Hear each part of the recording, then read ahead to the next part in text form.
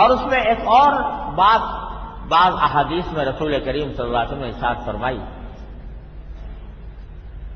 کہ محرم کی 10 تاریخ کو اگر کوئی شخص اپنے گھر والوں کے نفقے میں کھانے پینے میں نفقے میں خرچے میں وسعت سے کام لے تو اللہ تعالیٰ اس کی برکت سے اس کو سارے سال اس کے روزی میں انشاءاللہ برکت رہے. یہ بھی سرکار دو عالم صلی اللہ علیہ وسلم کی ایک حدیث میں آیا ہے. لہذا عاشورہ کے دن عام دنوں کے مقابلے میں اپنے گھر والوں کے لیے کچھ بہتر کھانا بنانا یا بہتر کچھ معمول سے کچھ زیادہ ان کو خرچہ دے دینا، یہ بھی حدیث کی روح سے موجب برکت ہے.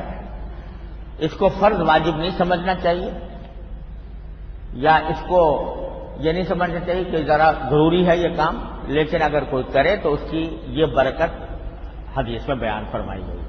یہ موجب خیر و برکت ہے کہ ذرا عام دنوں کے مقابلے میں کچھ خرچہ زیادہ دے دیا جائے اپنے گھر والوں کو، اور یا یہ کہ ان کے لیے بہتر عام دنوں سے مقابلے میں زیادہ بہتر کھانے کا انتظام کر لیا جائے. اتنی بات حدیث ہے.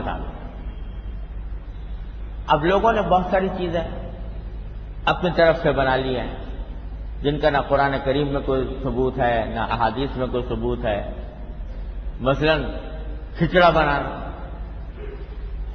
کہ محرم 10 محرم کو کھچڑا بنانا، اگر 10 محرم کو کھچڑا نہ بنا تو محرم ہی نہیں آیا، گویا جس کو لازم اور فرض اور واجب سمجھ لیا.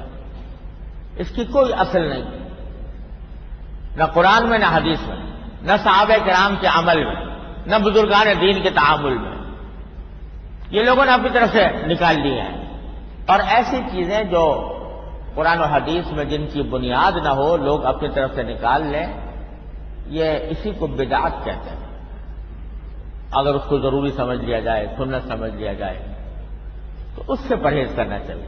ہاں اصل اتنی ہے جو میں نے عرض کیا کہ اپنے گھر والوں کے لیے نفقے اور کھانے پینے کے معاملے میں عام دنوں سے کچھ زیادہ توسع کیا، بس اس حد تک اگر کوئی کرے تو وہ حدیث کے مطابق ہے، اس سے زیادہ کرنے کا